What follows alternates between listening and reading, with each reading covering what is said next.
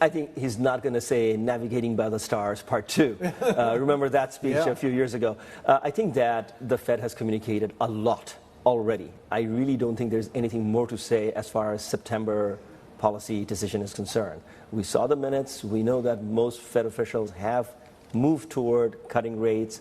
We don't think the data out of the labor market or GDP is that dire that they need to consider 50 basis points rate hike. So we remain on the camp. We have been all along, Martin, that 25 basis points is the first salvo in the rate cut cycle. And that, I think, is largely communicated. I think pricing is still tilting toward that. Yeah. A chunky part of pricing is also for 50.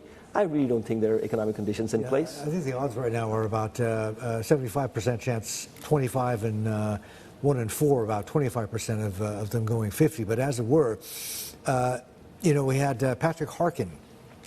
We had a soundbite from him earlier this morning, saying, look, it really doesn't matter. Let's not get too hung up on whether it's 25 or 50. The more important thing is they need to get started, right? They need to get a fresh cycle of cuts started. My question to you is, how long do you suspect the cycle is going to have to be?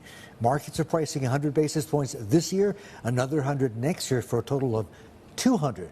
I haven't figured out where that could potentially leave neutral, but given conditions as you see them now for growth as well as for the labor market, where do you think neutral is going to end up? Martin, the market has been predicting a U.S. recession for a while now. They were predicting it in the second half of 2023. They predicted it through the course of 2024. And now all the pricing is about a recession in 2025. Without a recessionary scenario, it's hard to justify pricing in 200, 300 basis points of rate cuts. That's the kind of rate cuts you need to deal with a recession. I don't think that playbook is in place for this. We're not talking about recessionary signals coming from the U.S. economy. We're talking about a very strong labor market showing signs of tiring. Around that, you don't need to signal several hundred basis points of rate cut. You need to signal, I'm going to cut now, I'm going to wait and see. 2 months later, I'll again maybe cut. But depending on the data, depending on the overall state of the economy. So I think this is where the struggle between the market's expectation and Fed's communication is. Fed is sounding confident about the underlying economic drivers of the U.S. economy. The market likes to think that it's all about to fall apart. Here comes recession. Maybe it's too late. They should have cut yesterday. Well, fair enough. So it's that sort of disconnect, right?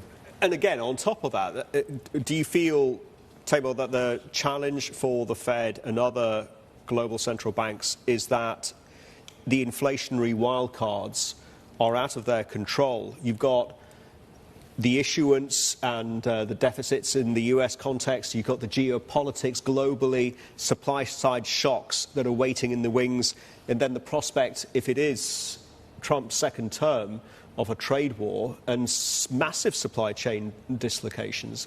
How does that affect the calculus? This is such a critical point, Sri, and I'm sort of frustrated that we don't see more reflection of that in the market pricing.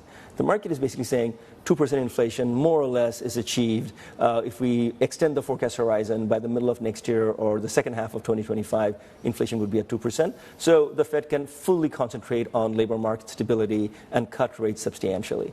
But every single point that you made are so valid in terms of driving inflation and inflation expectations over the medium-term horizon, which certainly would constrain the path of central banks to bring rates down to like 2%, if you will.